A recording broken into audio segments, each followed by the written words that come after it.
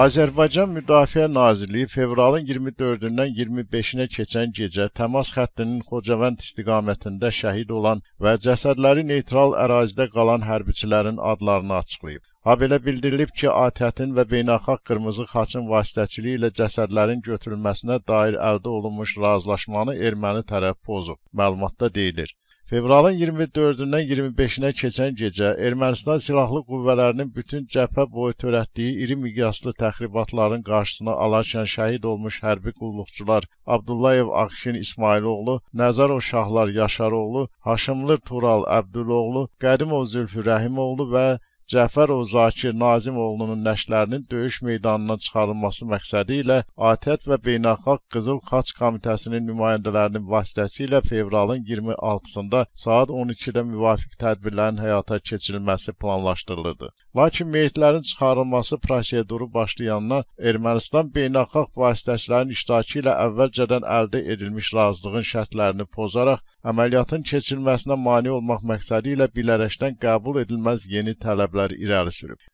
Eyni zamanda cəbhənin digər istiqamətlərində düşmən tərəfi mövqelərimizi müxtəlif çaplı silahlardan, artilleriya qurğularından atəşə tutub və bir neçə istiqamətdə planlı surətdə diversiya həyata keçirməyə cəhd göstərib. Əldə etdiyimiz məlumata görə şəhid olan Azərbaycanlı hərbi qulluqçulardan biri Tural Əbdüloğlu kəşfiyyat üzrə bölük komandiri baş leytenant olub. Turalın yaxınları onun 7 ay olar ki evləndiyini bildirirlər. Şəhid Haşimli ata olmağa hazırlaşırdı. Allah rəhmət eləsin. Azərbaycan Müdafiə Nazirliyinin bildirdiyinə görə, Ermənistan Silahlı Qüvvələrinin bölmələri bütün cəbhə boyu vəziyyəti gərginləşdirmək məqsədi ilə pozuculuq fəaliyyətini davam etdirir. Belə ki, Ermənistan tərəfi Talış kəndi istiqamətində növbəti dəfə təxribat törətməyə cəhd edib. Ön xəttdəki Azərbaycan ordusu bölmələrinin sayıqlığı nəticəsində düşmənin Azərbaycan tərəfinin mövqelərinə yaxınlaşmaq cəhdlərinin qarşısı qətiyyətlə alınıb. Döyüş toqquşmasında erməni tərəfi itki verərək geri çəkilməyə məcbur edilib. Azərbaycan Silahlı Qüvvələrinin şəxsi heyəti arasında heç bir itki yoxdur. Müdafiə Nazirliyinin mətbuat xidmətinin məlumatına görə erməni təxribatı ara vermir. Belə ki, Ermənistan Silahlı Qüvvələrinin bölmələri cəbhənin müxtəlif istiqamətlərində 60 və 82 mm-lik mina atanlardan, həmçinin iri çaplı pulemyotlardan da istifadə etməklə gün ərzində atəşkəs rejimini ümumilikdə 129 dəfə pozub. Müdafiə Nazirliyi bildirir ki, Ermənistan Respublikasının İcevan rayonunun Paravakar, Nayambiryan rayonunun Voskevan, Savarşavan, Dovex kəndlərində və azsız yüksəkliklərdə yerləşən mövqelərdən Qazax rayonunun Köhnə Qışlaq, Quşçu Ayrım, Fərəhli, Kəmərli kəndlərində və azsız yüksəkliklərdə Berd rayonunun Avgezor, Çinari kəndlərində yerləşən mövqelərdən Tovuz rayonunun Muncuqlu, Ağbulaq kəndlərində yerləşən Azərbaycanın mövqeləri atəşə tutulub. Tərtər rayonunun işğal altında olan Göyarx, Giləburd, Ağdam rayonunun Qaraqaşlı, Sarıcalı, Mərzili, Nəmirli, Cəvahirli, Xocavənd rayonunun Qurapatkino, Füzuli rayonunun Qorqan, Qaraxanbəyli, Horadiz, Aşağı Veysəlli, Cəbrayıl rayonunun Mehdili kəndləri yaxınlığında, həmçinin Goranboy, Tərtər, Ağdam, Xocavənd, Füzuli və Cəbrayıl rayonları ərazisindəki azsız yüksəkliklərdə yerləşən mövqelərdən də Azərbaycan Silahlı Qüvvələrinin mövqeləri atəşə tutulub. Əməliyyat şəraitinə uyğun olaraq Azərbaycan ordu bölmələri tərəfindən lazımi cavab tədbirləri görülüb. Beynəlxalq Enerji Agentliyi Türkiyənin təbii qaz idxalını açıqlayıb. Qurum bildirib ki, Türkiyə 2015-ci ildə 48 milyard 266 milyon kubmetr təbii qaz idxal edib. Ötən il isə bu rəqəm 46 milyard 164 milyon kubmetrə düşüb. Beləliklə, Türkiyənin satın aldığı təbii qazın həcmi 4,5% azalıb. Rusiyadan Türkiyəyə qərb xətti təbii qaz boru kəməri vasitəsilə 2015-ci ildə cəmi 11 milyard 192 milyon kubmetr qaz ixrac edilib. 2016-cı ildə bu rəqəm 11 milyard 529 milyon kubmetrə yüksəlib. Mavi axın boru xətti vasitəsilə 2015-ci ildə idxal edilən qazın həcmi 15 milyard 431 milyon kubmetrdən 2016-cı ildə 12 milyard 844 milyon kubmetrə düşüb.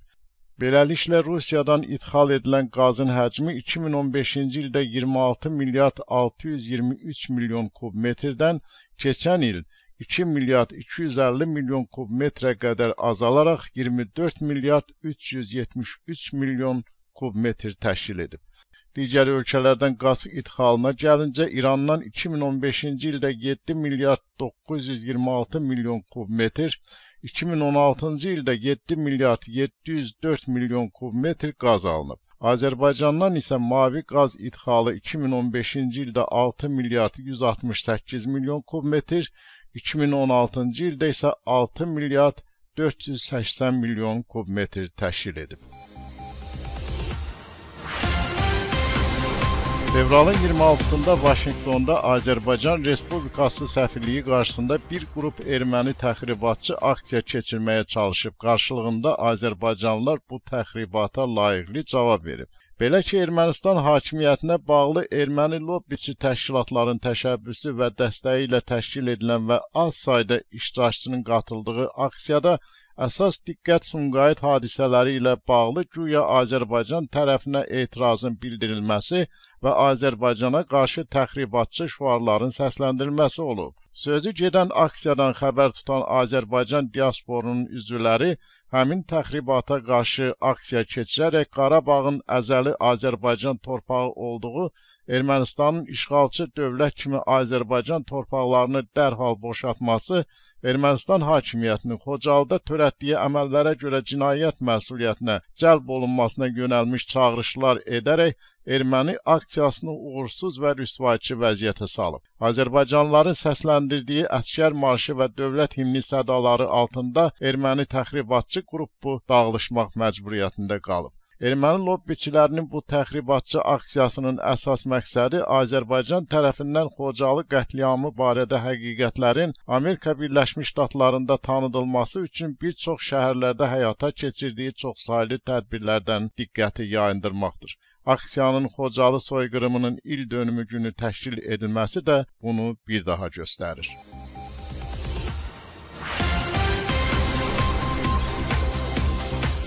20-ci əsrdə bəşər tarixinə Xocalı soyqırımı kimi daxil olan qanlı faciənin 25-ci il dönümü ilə əlaqədar fevralın 26-sında Bakıda ümumxalq yürüşü keçirilib.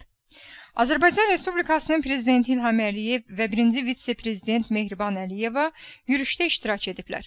Paytaxtın Azadlıq meydanından Xətai rayonunda ucaldılmış abidəyə doğru hərəkətə başlayan və 40 mindən çox insanın iştirak etdiyi ümumxalq yürüşünün məqsədi Xocalı faciəsi qurbanlarının xatirəsini ehtiramla yad etmək, erməni faşistləri tərəfindən insanlığa qarşı törədilmiş bu vəhşi cinayəti yenidən dünya ictimaiyyətinin diqqətinə çatdırmaqdır. Ön sırasında Prezident İlham Əliyevin və 1-ci vitse-prezident Mehriban Əliyevanın olduqları yürüyüş iştirakçıları Xocalı soyqırımı qurbanlarının xatirəsinə Bakının Xətai rayonunda ucaldılmış abidəyə doğru hərəkətə başlayıblar. Ümumxalq yürüyüşünün iştirakçıları və onların keçdiyi prospekt və küçələr boyu düzülmüş minlərlə gənc, əllərində qanlı qırğının günahsız qurbanlarının, xüsusi qəddarlıqla qətlə yetirilmiş uşaqların, qadınların və qocaların portretləri, 25 il bundan əvvəl törədilmiş hadisələrin dəhşətli səhnələrini əks etdirən fotoşəkillər, faciənin təqsirkarlarından cavab tələb etmək,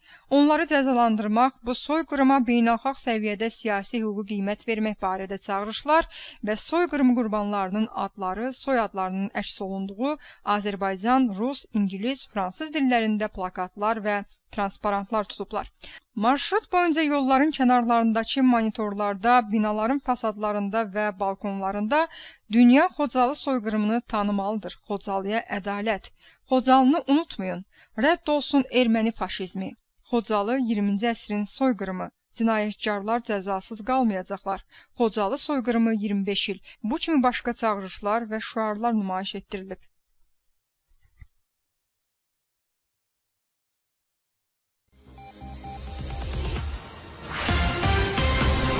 Ermənistan hərbi birləşmələrinin təxribat hücumundan sonra Dağlıq Qarabağda yaranmış hərbi gərginlik erməniləri ciddi şəkildə narahat edir. Ermənistan ictimaiyyəti 2 aprel şokunu yaşamaq istəmir və buna görə də Sərkisyan hökumətini ittiham edir. Erməni siyasətçiləri isə baş verənlərin Ermənistanın xeyrinə olmadığı düşüncəsindədirlər. Xüsusilə onlar Qarabağda 3-cü müharibənin başlaya biləcəyi və bunun Ermənistana mənfi təsirlərindən narahatdırlar. Ermənistanın keçmiş müdafiə naziri Vaqarşaq Arutunyan bildirib ki, ermənilər müharibə vəziyyətində olduqlarını dərk etməlidirlər. Biz müharibəyə hazırlaşmalıyıq, əks təqdirdə itkilərimiz və ümumiyyətlə ölkə olaraq itirdiklərimiz böyük olacaq. Arutunyan Azərbaycanın Ermənistana qarşı blokada siyasətinə diqqət çəkib və bunun pis nəticələri haqda xəbərdarlıq edib. Stat: Rəsmi Bakının blokada siyasəti Ermənistanın gələcəyi üçün yaxşı deyil. Çünki bu siyasətə görə iqtisadi vəziyyət yaxşı deyil və nəticə olaraq ermənilər Qarabağı, eləcə də Ermənistanı tərk edirlər. Hətta Azərbaycan prezidenti İlham Əliyev bildirib ki, onlar Qarabağa, Zəngəzura, İrəvana belə sülh yolu ilə qayıdacaqlar. Bu məhz ondan xəbər verir ki, ermənilər ölkəni tərk edir, nəticədə Azərbaycan Qarabağı da digər əraziləri də müharibədə olmadan qaytarır. Statın sonu. Erməni politolog Stepan Qriqoryan isə Qarabağda 3-cü müharibənin başlayacağını bildirib. Onun fikrincə Qarabağ münaqişəsi heç də dondurulmayıb. Qriqoryanın qənaətinə görə cəbhədə baş verənlər münaqişənin dondurulmadığını göstərir və nəticədə beynəlxalq cəmiyyət razılaşdı ki, status quo yol verilməzdir, münaqişə həll edilməlidir. Burada erməni diplomatiyasının məğlubiyyətini də biz açıq-aydın görürük. Diplomatiya hadisələrə adekvat reaksiya verə bilmir. Donald Trump prezident seçildikdən sonra şərqdə diplomatik canlanma hiss edilir. Səudiyyə Ərəbistanının Xarici İşlər Naziri Adil Əl-Cübeyr Bağdada rəsmi səfər edib. Bu səfər bir çox mətləblərdən xəbər verir. 13 ildən sonra bir Səudiyyə naziri və 27 il sonra Səudiyyənin Xarici İşlər Naziri İraqa səfər etdi. Bu bir tarixi hadisədir. Uzun müddətdir ki, Səudiyyə Ərəbistanı rəsmi Bağdadı İranla yaxın münasibətlərdə və sünnilərə qarşı ayrı seçkilikdə günahlandırırdı. Bu ziyarət isə iki ölkə arasında yeni bir səhifənin açılması mənasına gəlir.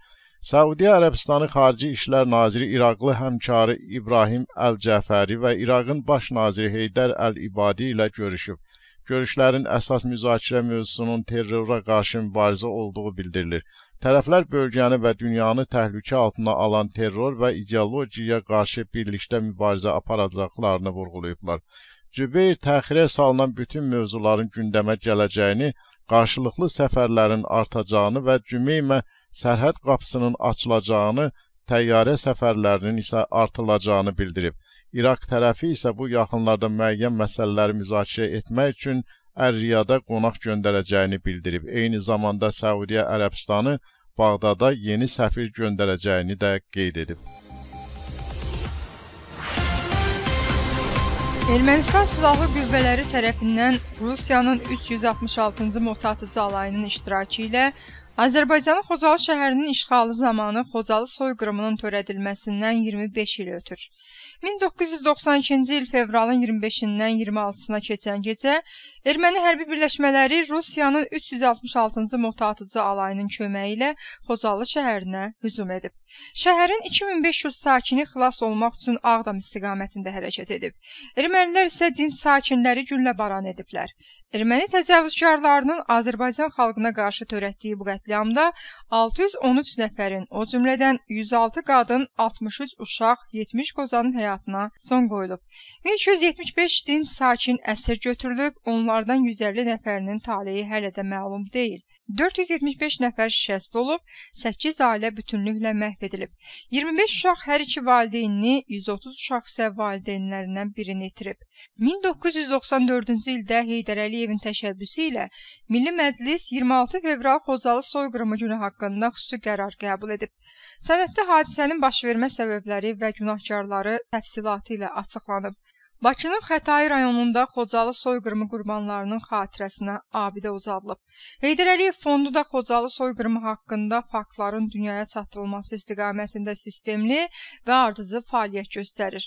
Fondun dəstəyi və təşkilatçılığı ilə soyqırımla bağlı xüsusi layihə çərçivəsində dünyanın bir sıra ölkələrində aksiyalar, silsilə tədbirlər, sərgilər, anım mərasimləri keçirilir. Fondun vitse-prezidenti Leyla Əliyevanın təşəbbüsü ilə elan edilən Xocalıya Ədalət kampaniyasının səmərəsi isə ildən-ilə artır. Bu kampaniya çərçivəsində keçirilən tədbirlərdə məqsəd Xocalıdakı cinayətə hüquqi siyasi qiymətin verilməsinə, bütün dünyanın Xocalı soyqırımını tanımasına nail olmaqdır.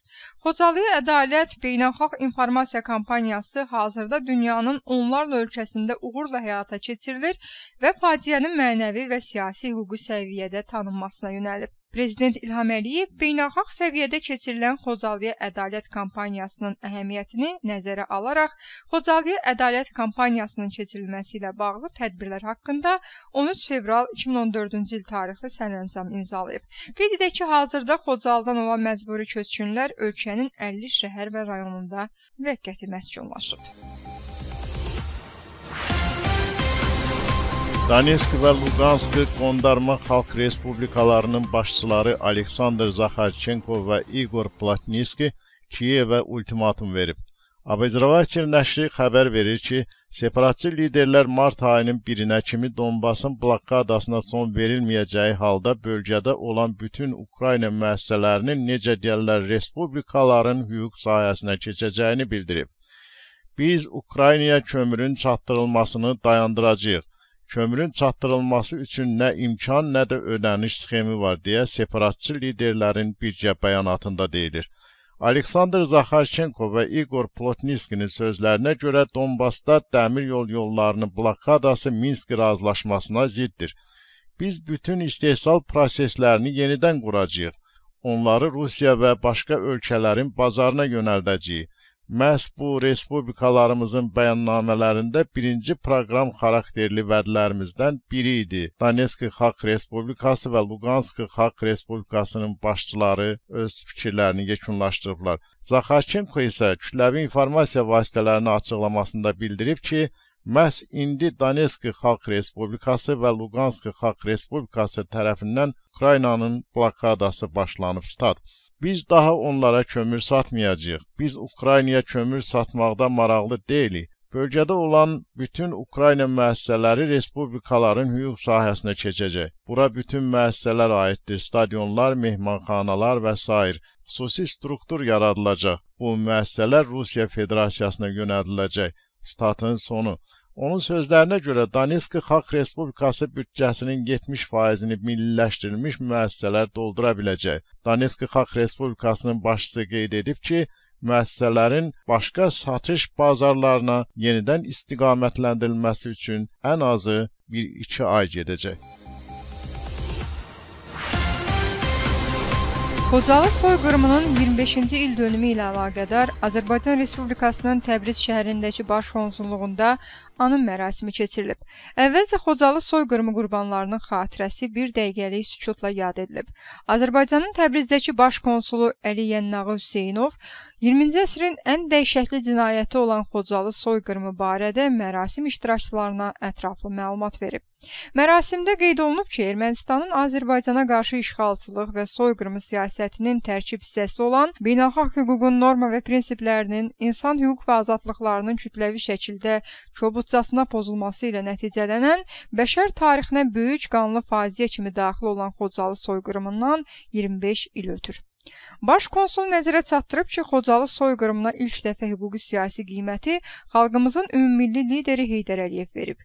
Məhz onun təşəbbüsü ilə 1994-cü ilin fevralında Milli Məclis Xocalı soyqırımına hüquqi siyasi qiymət verib və faciənin araşdırılması üçün komissiya yaradılıb.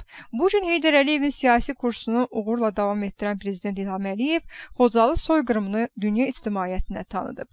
Heydər Əliyev fondunun vitse-prezidenti Leyla Əliyevanın təşəbbüsü ilə təsis müəssisəsi olunan Xocalı Ədalət Kampaniyasının fəaliyyətinə 2009-cu ilin fevralından start verilib. Çıxışlardan sonra Xocalı soyqırımından bəhs edən sənədli film nümayiş etdirilib. Mərasim iştirakçıları Baş Konsulluq tərəfindən hazırlanmış erməni təcavüzü və Xocalı soyqırımına aid şəkillərdən ibarət fotostendə baxış keçirib. İşğalçı Ermənistanın Azərbaycana qarşı terror və təcavüz aktlarını özündə əks etdirən kitab, jurnal, DVD filmlər, buklet və qəzetlərlə tanış olublar. Mərasimdə Təbriz şəhər İcra Hakimiyyəti başçısının müavini Səid Bərgizər, İranın Xarici İşlər Nazirliyinin Ərdəbil vilayətindəki nümayəndəliyinin rəhbəri Yazdan Məlekan, Türkiyənin Təbrizdəki baş konsulu Çağlar Fəxri Çakralp və Təbrizdə yaşayan Azərbaycan vətəndaşları və onların ailə üzvləri iştirak ediblər.